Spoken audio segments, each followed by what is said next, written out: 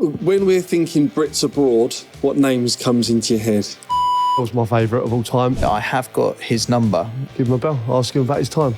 What's you going to call him? You were at Milan, right? Yeah. Yeah, how did it come about? Did you get any offers? I remember reaching out to Real Madrid during the Galacticos period. What the hell, It's mate? incredible. No wonder why you've dined out on that.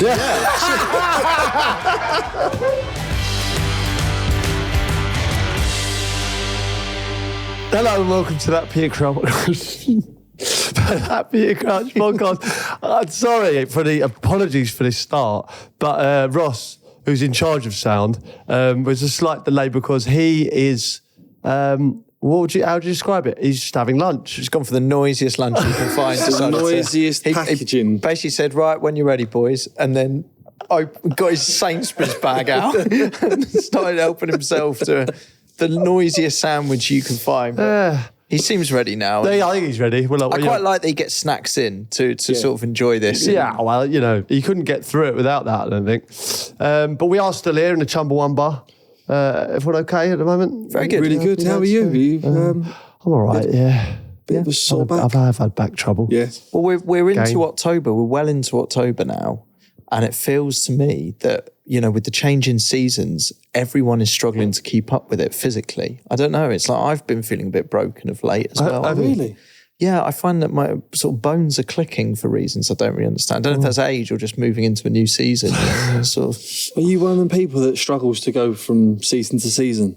There's a name for them. There's a name for them people, isn't there? Is there? Don't let him work it out. Like, Yeah. I'm sure there's a name for We'll these attach people. that to your name.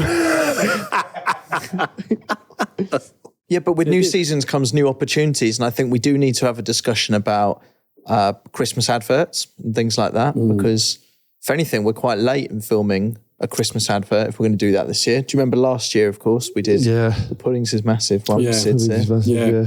Went to a premiere and everything with that. It was insane. It was huge. I mean, if we can get anything like that, that would be incredible. It sort of needs an idea though, doesn't it? Like, do you know what I mean? It was silly that we had a Christmas advert in the first place, but if we are going again this Christmas, we need a bit of creativity pretty quickly. Yeah. All right. Something to ponder. Something to ponder. Brilliant. Something to ponder. Where are we with the race between Bridgie and Sammy Hupia? I don't know if that's coming along. We potentially, I'm not sure if we spoke to His Excellency in Saudi, but that's looking. Are we actually looking at potential venues? And that's yes. Okay. Yes, for this. So this That could wasn't be taken. a joke. You're thinking of doing this in Saudi Arabia, are you? Well, everyone seems to be doing its stuff out there, so why shouldn't we? So we've got a go.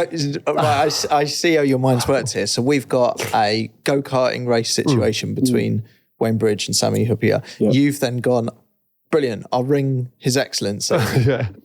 And actually gone and done it. Just get it out there, yeah. Just get it out to Saudi and potentially have it out there. Okay. Well, I spoke to Bridgie the other day and he is well up for this. Yeah. Not knowing anything about the circumstances of where this is going to take place, who's involved. He obviously knew it was just him and Sammy Hupia. And he sent me a picture of a leaderboard, and I'm not sure where this leaderboard is. We'll put it up on socials, guys. But you got Lando Norris is on this leaderboard of 45 seconds, and Wayne Bridge is 2 spaces below him, just under Carlos Sainz with 46 seconds. So he's 1 second behind Lando Norris. Wow. Brad Pitt is on this leaderboard. He's 3 seconds. Hugh Grant, Kit Harington, Jimmy Bullard is way down the leaderboard. What an odd list. It is. I don't know where this was, but he sent this to say, I'm fucking ready. Yeah. That's what he said. He is. I don't deny it. I don't deny that. Ross is putting crisps in his sandwich. That'll be great for the audio, won't it? Another thing for us to consider is Oktoberfest. I'm not sure when Oktoberfest is. It must be around about now. Morning. Yeah. And I know previous years it's come and gone quite quickly, and we've thought about having maybe Bastian Schweinsteiger. You think we should potentially go to Munich and have an Oktoberfest? I think we've got to. I think do Oktoberfest with a German player or ideally a couple of German players. Yeah, we'll just do the pod from Oktoberfest. We've missed Oktoberfest again. But what we could do is we'd go out there and film it. We could still release it in December. That's what I mean. But we could be there and go, this was what happened at Oktoberfest. Yeah. You know what I mean? Yeah, or even if it's a week after that, it's still in October. We release our Oktoberfest if we can go out in the next couple of weeks. All right, then. One to consider, though, because that's just a day out in Germany. That would be a good one. That'd be a great day out. Boys, I know we've previously touched on new sports on this podcast. I saw another one out and about. Which would be good to get your thoughts on. Do you want to have a quick look? Yeah. So after you've had a go at frisbeeing, the sport of frisbeeing, which I think you're coming round to a bit. Well, now, while Sid. you're trying to find this new sport, I'm inundated with videos of these frisbee games, whether it's the golf one or one in the net, or It's unreal, isn't it? Actually, this 11v11 or whatever is on a field. I'm actually keen as mustard to give it a go. Yeah, because there's a competitive edge in it, isn't there? I think there's good, man. I like it. I like frisbee golf, whatever it is. So this is the sport of hobby horsing, right? I don't think either of you have ever tried this, but so you know hobby horsing. So you have a little hobby horse and you just put that between your legs, right? These people are professionals at hobby So horsing. like it's almost like when they were playing Quidditch, they'd have a broom. Yeah. Well, it's not a real horse. I began hobby horsing when I was 13. Started really competitively by the time I was 17. And I'm now 47. The friendships are strong. She's always surrounded No. by women. I like to be surrounded by women. Obviously, this is my main horse. My really assistant. Taking the piss. That's not. No way. No way. She's a real No, competitor. shut up. Just explain what you're seeing there. It's this woman with what looks like a pantomime horse on it, prancing around, pretending to do kind of dressage. Yes, they do full dressage. But she's saying she's competing competitively there. Well, I think On a pretend horse. I think this is a shout for the forfeit for the Friday pod. Go there and to enter a professional hobby horsing competition, but fully compete. So what is it? I like it. I just see this woman jumping over like logs. She practices every day. Look, Bowling, rollerblading. see, so what? Oh, fuck off, Screw. This is outrageous. Wait, how have you found this? If you're bored, Can't be true. if you're bored, just go on YouTube and type in hobby horse dressage, right? And you'll see some of the world's best hobby horses at it. And it's a fantastic sport. Is really, she one of the best? because you don't need loads of money like you do for horse racing, and dressage is particularly elitist sport, really, isn't it? So you've actually unquoted. It's a fantastic sport. I think it's a fantastic sport because it's accessible by everyone. This is the kind of sport that I think in the future, if it became big, right, we should back it at this stage. Because you two didn't know about it. Do you think It's not there's a huge- potential for that to blow? Depends. Get His Excellency on time. But I think a potential shout for the forfeit is to fully compete in a hobby horsing that would be competition. cringe. Yeah. And I would hope the sport would embrace it, even though it's a forfeit, just to bring it to a new audience, which is I wonder where it's with every big. sport. Was that in the UK? I'm not entirely sure. No, she sounded, German or Swiss. or Yeah, something. I think so. But, All right. Okay. But yeah, let us know. If you do happen to listen to this podcast and compete in hobby horsing, please definitely get in touch with us. Yeah, please do it. Okay, should we move into the pod, lads? Let's go. Right, do you know what I want to do here, guys? Right, I want to do players that played abroad, been abroad. You played in Belgium, right, Sids? Brits. Are we going Brits abroad? Brits abroad. Okay. Yeah. You know, we know what Brits abroad are like. Yeah. Well, I had a stint in Belgium. Went on loan when I was 18 from Arsenal. I only lasted 2 months. Enjoy it? I was meant to be there for the season-long loan. I'd done pre-season. I'd done the first month of the season. I was on the bench. I didn't really play. So I just thought, I'm going to come home and just end up going on loan in the Championship. I did enjoy it. There was a good group of lads that was there. The club was good. It was a feeder club, Beveren to Arsenal. So it was something different. It was something that I was really keen to do. But I think it's so different when you're going on loan to when you're signing. Because when you're signing, you're there for the long haul. Whereas the loan one, you know you're going to come back or you can cut it short when you want to. So I literally have always said this. I tip my hat to anyone that wants to go and play abroad. Because it's a massive challenge. Although it's the same game, and we've grown up playing football, it's so different when you go. Yeah, does it also depend what kind of level you're at? Because I guess if you've done well in your career and you're making a money move to a country where it's probably quite a comfortable lifestyle, maybe you're going out to America and you know you're going to be well looked after, you might have a nice place in California, all that sort of thing. It's different to perhaps being earlier in your career and choosing to go out and having to make it in another country. But I have a tremendous amount of respect for people that take themselves out of the comfort zone. I think like the Premier League, obviously it's such a good league as well. And, you know, you could easily stay here. The one kind of regret I had is I never went. I went obviously on loan when I was to Sweden when I was a kid, but I'm talking about like gone and sampled like a different culture, a different football. I think it just makes you, I think it would make you a better person if you could learn the language, throw yourself into that place. And like when Jude Bellingham went to Real Madrid, I was like, I just think that's going to elevate him to a new level. Like I said this before on the podcast, but when he walks into the England dressing room, he's got a Real Madrid kit on. You know, he's speaking Spanish. He's around Mbappe, Vinicius. You know, it just takes you to a new dimension. Yeah. I don't think we've talked about this. What clubs did you get any offers? Yeah, so almost later on in my career, I think I was at Portsmouth at the time. I remember I think it was Sampdoria, which was my team. Oh, yeah. Genoa. And then when I was at Liverpool, there was Villarreal. Was it all rumours? You know, something like it might happen, might not happen. And I was kind of bang up for it, but these things kind of didn't materialise. And I ended up having a really long career in the Premier League, so I can't grumble at it. But it is something that I wish I'd done, is just go and sample something completely different. It's a mad thing now that you just said there, it was near like towards the middle, latter part of your career, whereas now they're cropping up with even like the youngsters. So you look at Jude, had obviously the opportunity from going from Birmingham City to Dortmund. And now we know a friend of ours who's a football agent, mutual friend of ours, he's now encouraging these youngsters that if they get a chance to go abroad at a young age, go abroad. Why is that then? I think you're going to get more opportunity. I think that's what, first of all, that's what it comes down to. You've got more chance of playing.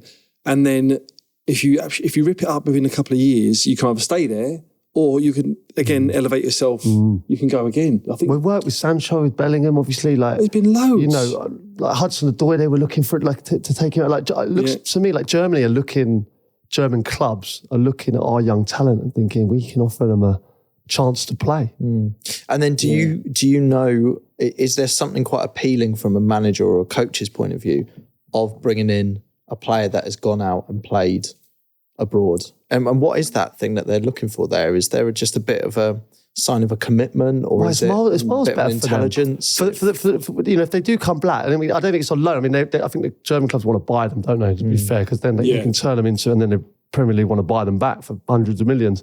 Because, you know, if they are that good. But I think certainly from the club's perspective, it's like, you know, they've got the opportunity to go and play there. But how much better would it be to play in the Bundesliga than playing under 21 games, you know, or going on loan in the Championship, for instance? Like they can go to certainly the Bundesliga or, you know, countries like that and play competitive games. Experience-wise, it'd be as a football experience. If you played 50, if you was a youngster and you went abroad, let's just say Germany, for instance, I was talking about it, and you played 50 Bundesliga games in, let's say, 2 years, what you'd get out of that in that short space of time would be so much more beneficial, wouldn't it, than if you just stayed at again, let's just say Chelsea and Arsenal and just played their under-23s or just dipped into their first team every now and again. Imagine like how much rounded you'd be, not as again as a person, but as a player. Because they're just so dedicated to the football out there, aren't they? Yeah. And also, you know, obviously, I worked with Steve McManaman at TNT, and like he's, you know, fluent in Spanish. You know what I mean? Like goes to Madrid, and everyone loves him. Like knows all the restaurants to play. You know, just kind of makes you probably more rounded as a person. You know, rather than kind of being pigeonholed. And listen, you can't grumble because the Premier League is. If you've had a career in the Premier League and that's all you've done, like. You've had an amazing career, but I do think it is something special about going and playing abroad. Yeah, if you just on that language thing, do you think playing abroad, or you look at those players that have, and they have that experience of another league? Obviously, it must improve their game, but from you two's point of view, do you think you can learn a different league style, and does it does it really make a big difference to you as a player if you can be in that? Yeah. I think you become an all-rounded player. It's like we've played in Europe many times. You've obviously done it on the England scene as well. Although it's the same game, football, 11v11, it's totally different, isn't it? From continent to continent. And if you can go around and you can dip into a different country and play their way, their style, learn how they play, it will make you a much better player. And experience-wise as well. You'll go into games knowing, not going, oh, I wonder what they do here. You'll be like, I know how these play. I know what to expect. I think there's a tremendous amount of respect as well from that country and that club and the fans, when even more so for an English player to go over there and immerse themselves in the culture, learn the language, etc.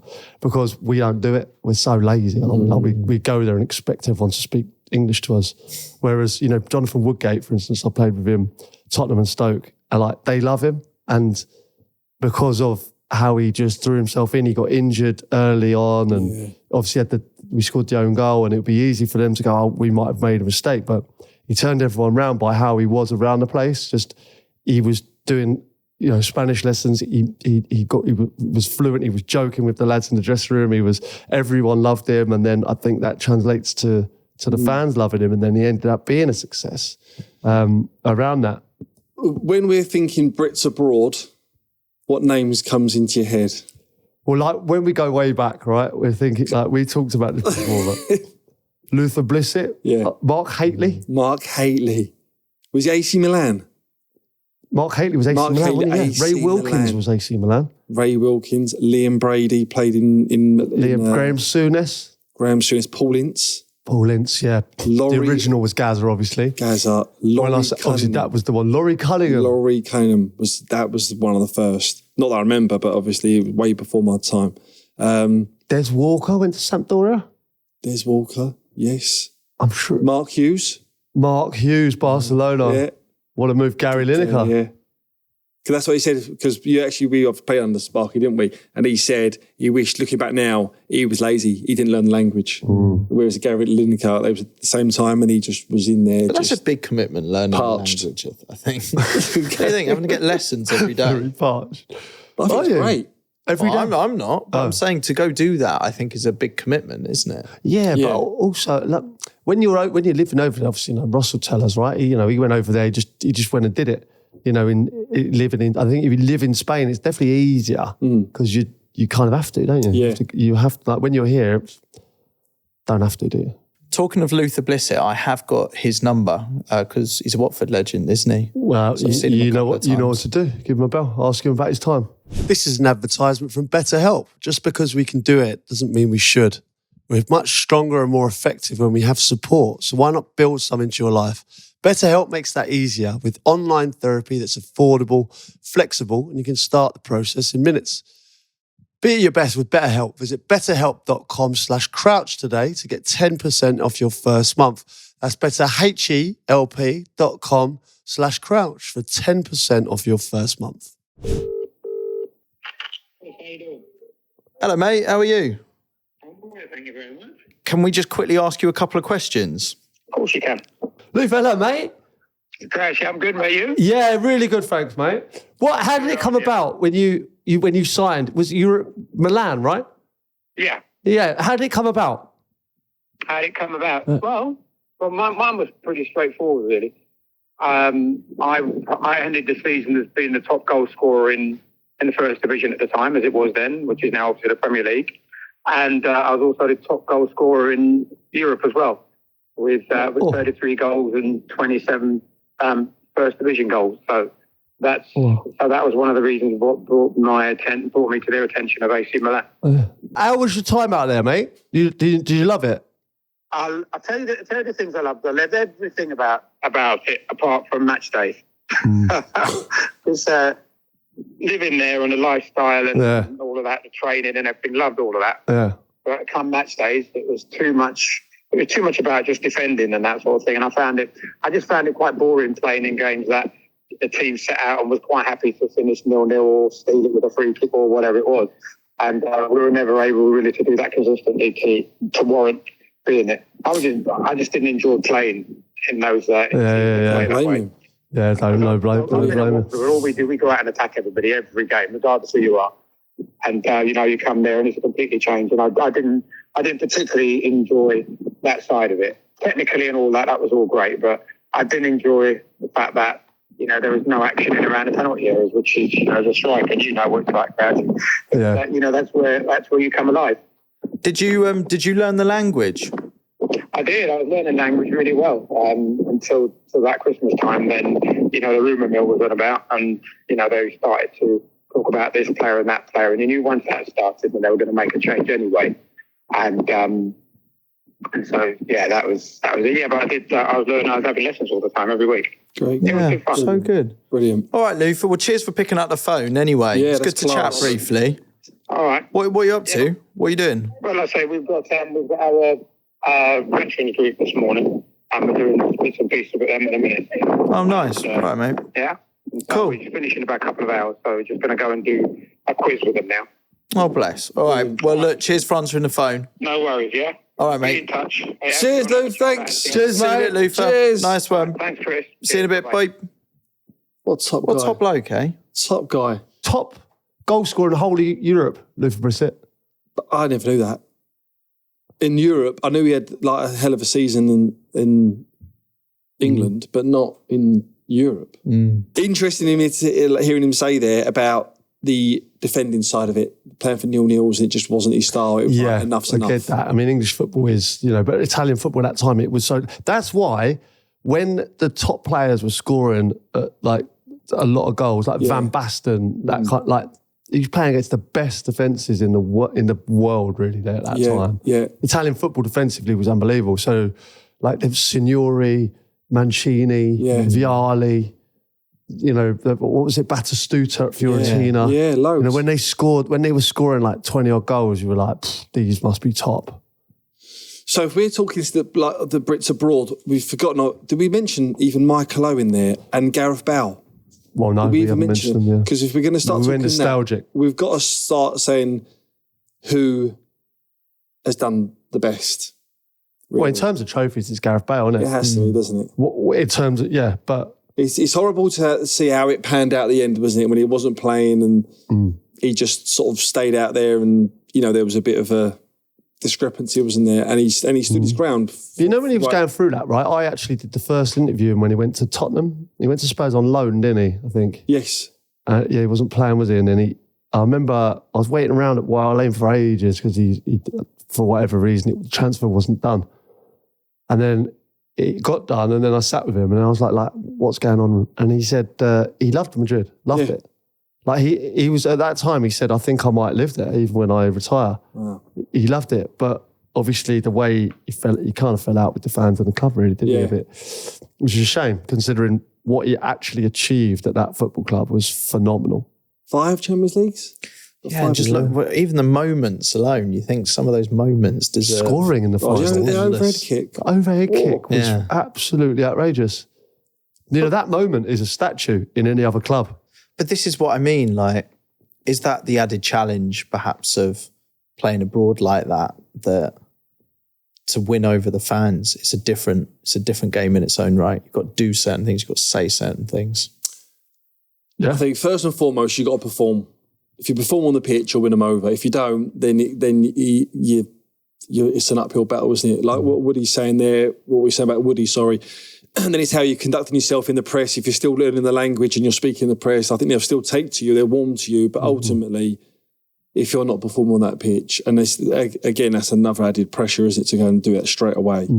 But there's potential for Jude Bellingham to be the greatest, definitely, kind of export, ever. But because he's so young, like he could stay there for his entire career. He's 20 years old. Yeah. Like if he does stay there his whole career, like 15 years, he could win multiple Champions Leagues. But he wears the shirt as well, doesn't he? Oh, he does look good. Because that shirt can look ridiculous on you if you're not the right player, I think. Oh, he took it in his stride, 100%. He has, yeah. But then Steve McManaman played in that kind of Galacticos era. I suppose it was just before maybe all the Galacticos, but I mean, played with Ronaldo, Zidane. I mean, phenomenal. God, we've not mentioned Beckham. But you've not mentioned Beckham. And you know who else not mentioned as well? Harry Kane. Yeah.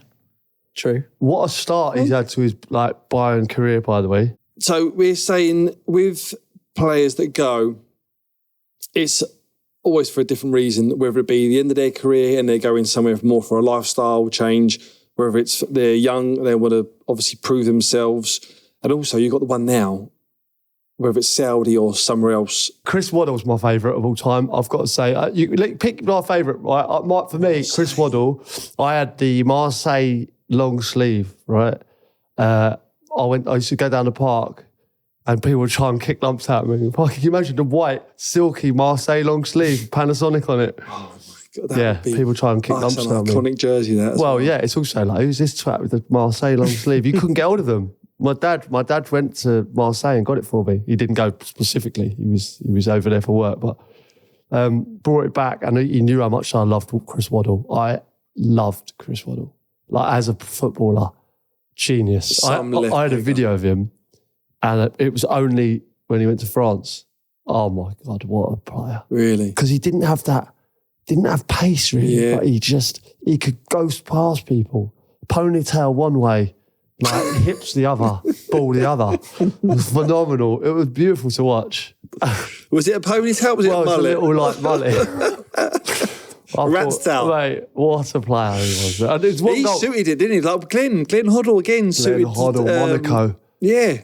Beautiful. I think sometimes you got to look at it and you go, for footballing reasons, I need to move to that country. Do you think that's an even bigger I think it puts them on another level though. If Chris Waddle, and no disrespect to Sheffield Wednesday, I think if he stays at Sheffield Wednesday all his career, it'd still be Chris Waddle, an amazing player. Yeah. But when he went to Marseille, for me, it becomes a bit more exotic. It becomes a bit more kind of like, wow. Do you think it's good for the national team to have your squad playing in more varied leagues than we have? I do, yeah. Because I think as a national team, we must be one of the lowest amount of players playing in a foreign league. I've got some stats for you here, right? In the 2024 Euros squad, the amount of players playing in foreign leagues in each squad, obviously England, by far the lowest, right? 2. That's gone up now, obviously, with Gallagher and Tony, who were in that squad as well. They've gone. But we had 2. 3, Italy, so they were the next closest. 2 of these goalkeepers. But the Netherlands and France have got 17 from their squad playing outside their leagues, and Spain 9. Okay. I suppose the flip side to that is if you're considering the Premier League to be the best league in the world, the argument is that you've got a large amount of your why do you national team are playing in arguably the best league in the world. That's it. I think you've nailed it there. That was it. But could it benefit the national team, especially when you look back to your time, Crouchy, where you had this sort of club rivalry? Would that have been different had you all been meeting up from different... Yeah, without that, I think but then we wouldn't have the Premier League that we did. Do you know what I mean? Like that Manchester United, Chelsea, Liverpool, Arsenal concoction was so aggressive, and it made our league what it was. And also, as well, with the Premier League, more often than not, 4 or 5 teams are qualifying for Champions League. Well, obviously, every season, 4 teams qualify for Champions League, sometimes 5. Why would you want to go somewhere else when in some other leagues they might only have... One of the other reasons why I think it might help as well is the less intensity of the games, probably less competitions, maybe less games. Winter break. Yeah.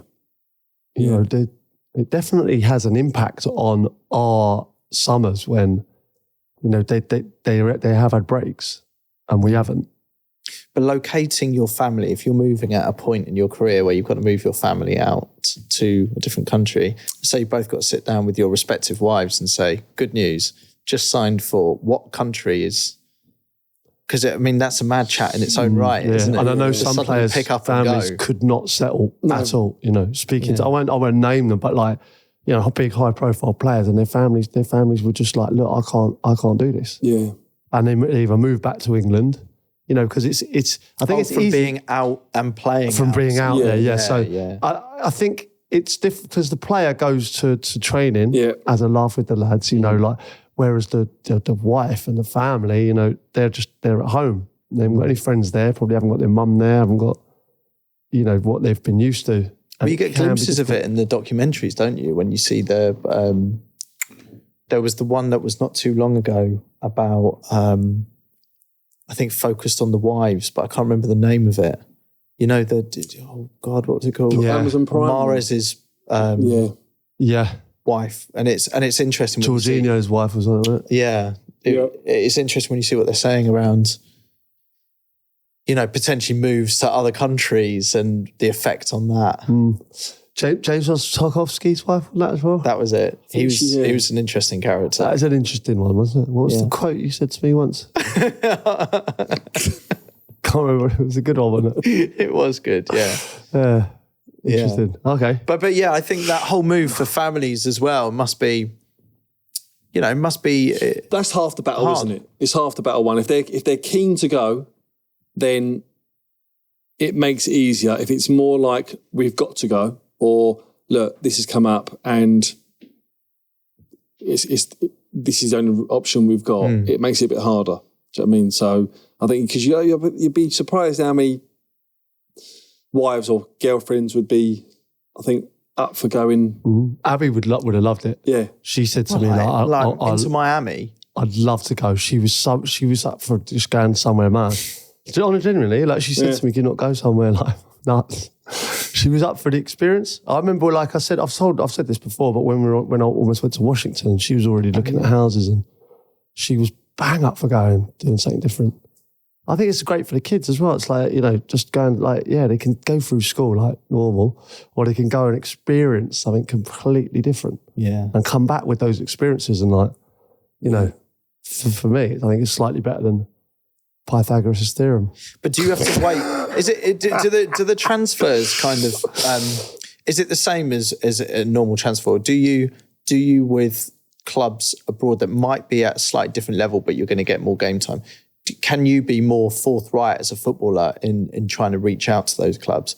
Was there a club that you both wanted to play for that you reached out to, you know, abroad? I guess we're talking about today. I remember reaching out to Real Madrid in the Galactico period, and it just didn't materialise. I took that really seriously for a second there. Like, what, you haven't mentioned this? Haven't got back to me. I leaned in there. I was like, did you?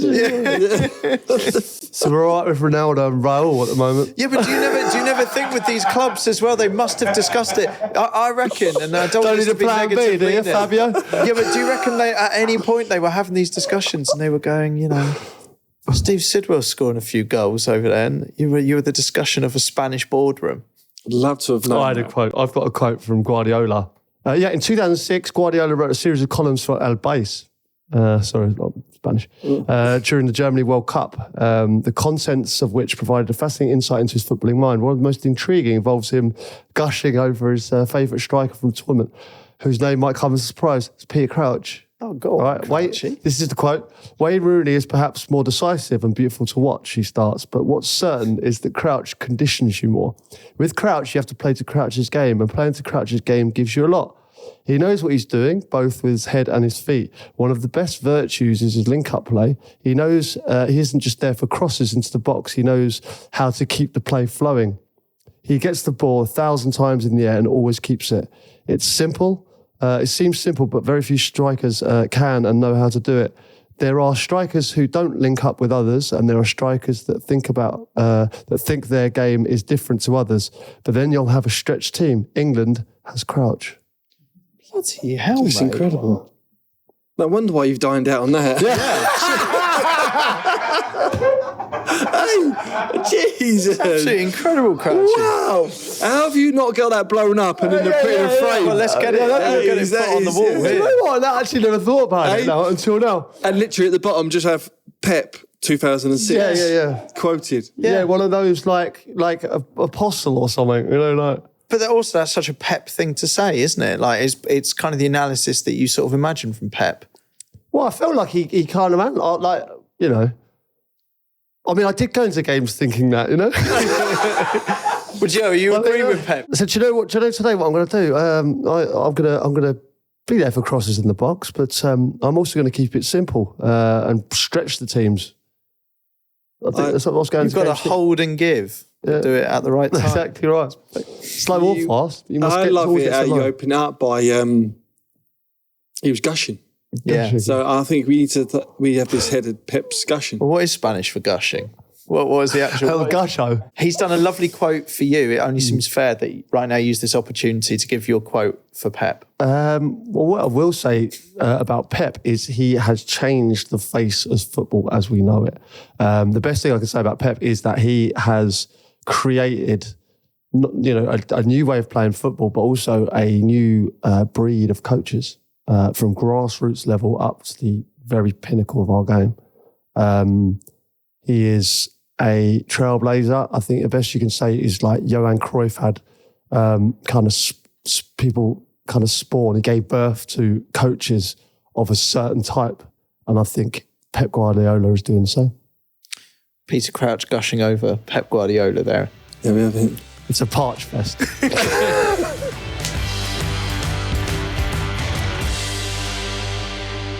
All right, we've just completed foreign English players in foreign countries, I think. Yeah. Totally completed it. Let's move on to some messages here. What's the best goal you boys have ever seen scored against you? That's a good shout. Ruislip Rangers for me. That's from Mark. Ruislip Rangers. Ruislip Rangers. Do you know who scored it? I don't, sadly. He was, but I remember he was. Is this for Pin Stars? Yeah, it was Pin Stars. And we were playing Ruislip Rangers, which was always a bit of a feisty one. I used to play against Ruislip Manor. Yeah, I think they were the league above. Yeah, okay. A few leagues Imagine above. if they get in the same league.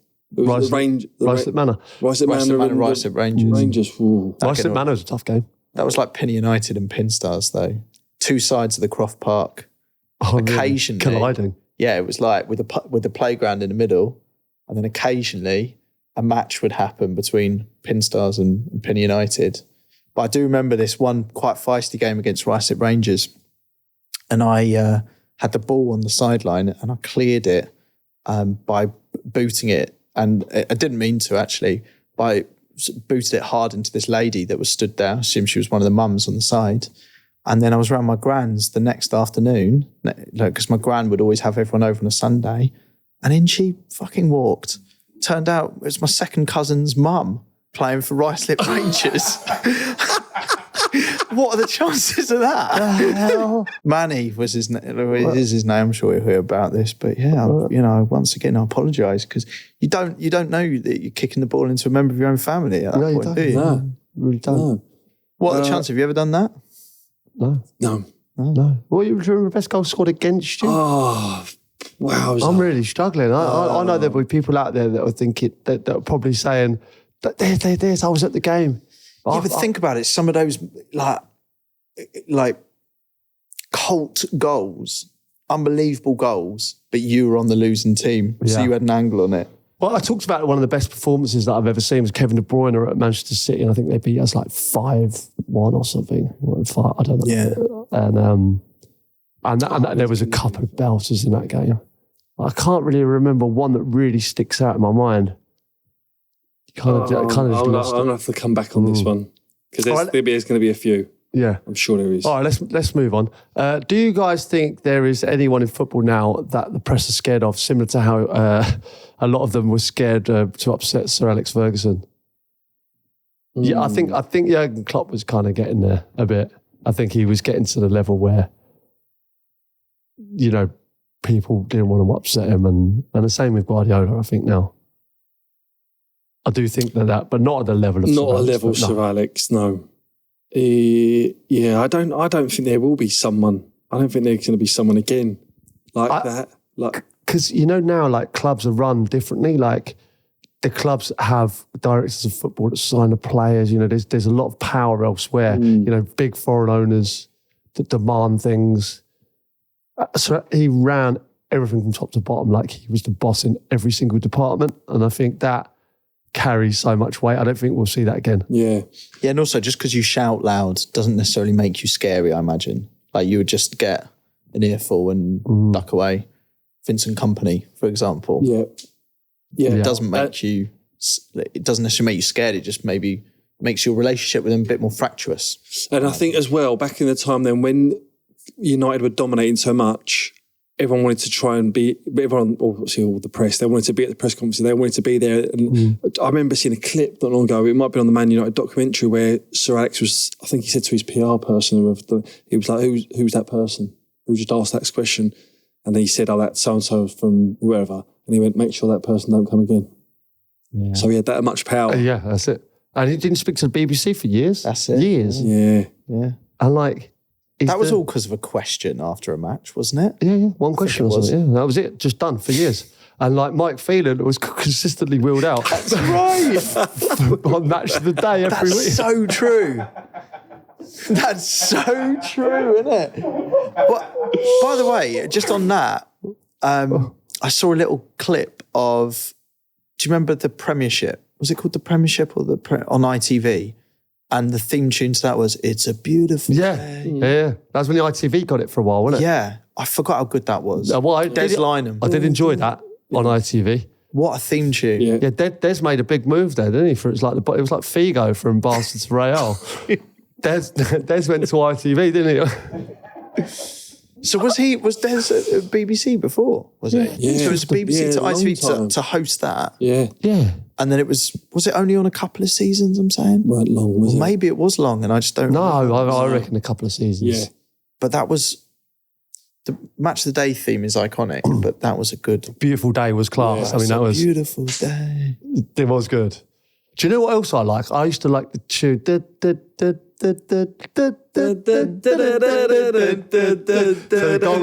of the month. That is it. Yeah. And do you remember and it slowed down?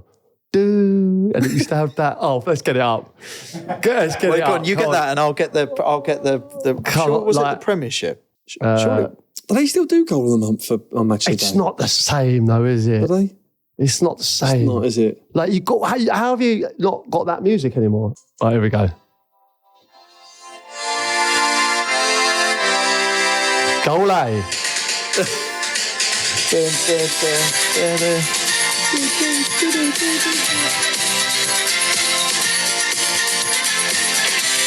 That when it slows down. Yeah. And you just see Matt Letizia chipping keepers. Yeah. Do you know what I mean? Brian Dean banging on him.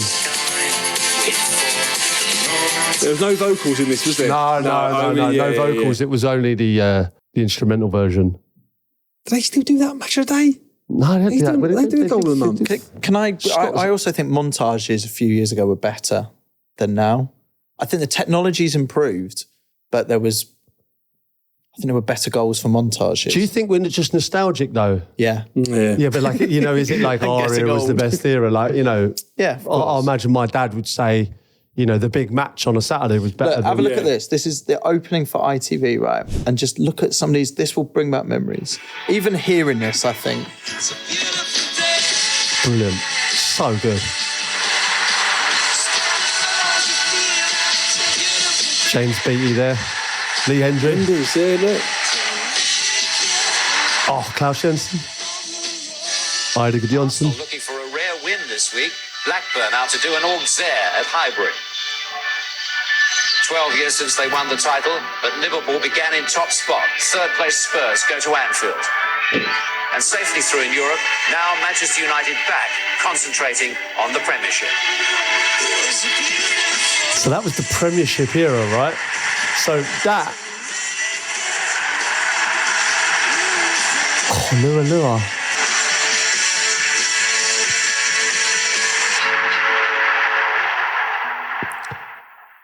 Right, so I love Match of the Day. Obviously, it's an institution. Yeah, of course. But let's not forget those highlights. I did forget. Really? Yeah. I didn't forget that was special. No, I remember it now, but I forgot that even happened. It's sort of dormant in our brain. It's crazy, isn't it? But that's the thing. There's good montage. I love montage, right? And there is good montage now. I do think there was something special about the way they used to make these things. I think all football shows should start with a bit of that, really. It's all got a bit too clever, I think. There's too many... Yeah, I know what you mean. Too many graphics or something. What I'd like to see is the, Match of the Day, I want to see like still Ronnie Radford hitting. You know, I want to see through the years. Yes, that's what's missing. Do you know what I mean? That's I want a bit of nostalgia. When I turn Match of the Day on, I want all the old stuff all the way through to the new stuff, rather than just the new stuff. That's exactly it. So I want to see everyone lifting it, you know, even when it was the Ensley Division 1. Do you know what I mean? Standing on the shoulders of giants. That's what we're saying. Yeah, Michael Thomas's moment alongside Aguero's moment. Cantona kung fu kicking a member of the crowd. Yeah, that's like, I think a bit nostalgic. I think you're kind of losing what like Match of the Day is. It's history, isn't it? It's an institution. So I think we'll just maybe file that at the our local MP or something. See if he can take that to wherever they do this, at the House of Lords.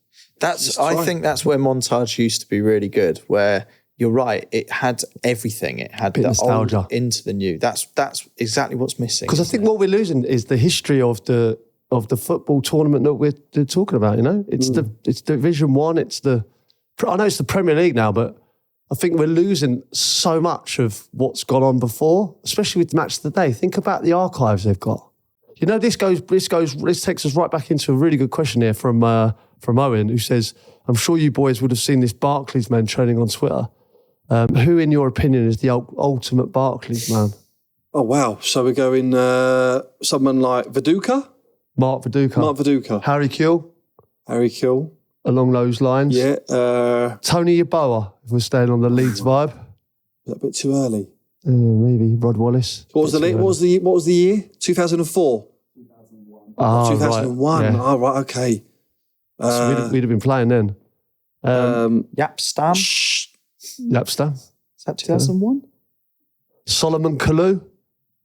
Do you know, like, for me, it's just it's like the random ones. Yeah. Let's go. Neil Redfern. Is that too early? That's early. With Barnsley, yeah. Shola Amiobi. Amiobi. That would count. Kevin Phillips, Sunderland. Kevin Phillips is good. James Beattie. Patrick Berger. Patrick Berger's a good one. Oh, there's loads. Paolo Di Canio. Do you know what it is? Yeah. It's big shirts, isn't it? It's baggy shirts. Benito Carbone. Where have you drawn This is my era, man. I could go all day at this vibe. I have Efan Akoku. Yeah. Where? From Wimbledon, yeah. I have. Do you know what? This reminds me of. Matt Holland. Oh, Matt Holland. That's superb. I have literally just got onto. I was thinking the other day. Old kit sponsors. Delta. I reckon I've got this in the locker. This is your mastermind. Yeah, I think if you name one, I will give you it. I'll give you a team. 100%. I'm going to throw one in. We'll go one in really simple. Candy. Liverpool. Yeah. Have you got this one? Bovis. Luton. No. Get this one. It was a blue kit. It's hard. I thought actually throwing you deep in there. Throw me deep in there. Bovis, blue. No, I've got that. It's Oldham. Andy Ritchie. I see Andy Ritchie in it now. Here's an easy one. NEC. Yeah, Everton. Yeah. Dreamcast. Arsenal. Draper Tools. Southampton. Yes. They've actually gone back to Draper Tools, Have haven't they? they? Yeah. Yeah. Brooks. QPR. Here we go. Brother. Man City. Wow. Main Road. You cannot get this one. Mitre Copiers. Aston Villa. Oh, Phones for Evening Post. Phones for you. Phones for Crystal you. Palace. I actually think there was two on there. Go on. Asics. So it wasn't made by Asics. It was on the It shirt. was on the shirt, yeah. Asics sports shoes. We're talking old. It's one of your former teams. Yeah, I was just Aston Villa. No. Asics. Because they might have sponsored Newcastle as well. I don't know. Yeah, it's not on this one here. One of your former teams when you were younger. Young. It's not QPR. No. I don't know. Norwich. Oh, no. Norwich. I wouldn't have got that one. What about this one then? Is it Lava? Laver? You'd recognise it if you see it. do love this game. To be fair, this is not. Oh my god! I actually looked at this is 91 to 92 season. He's nailing it. Oh, Lava's a tough one though.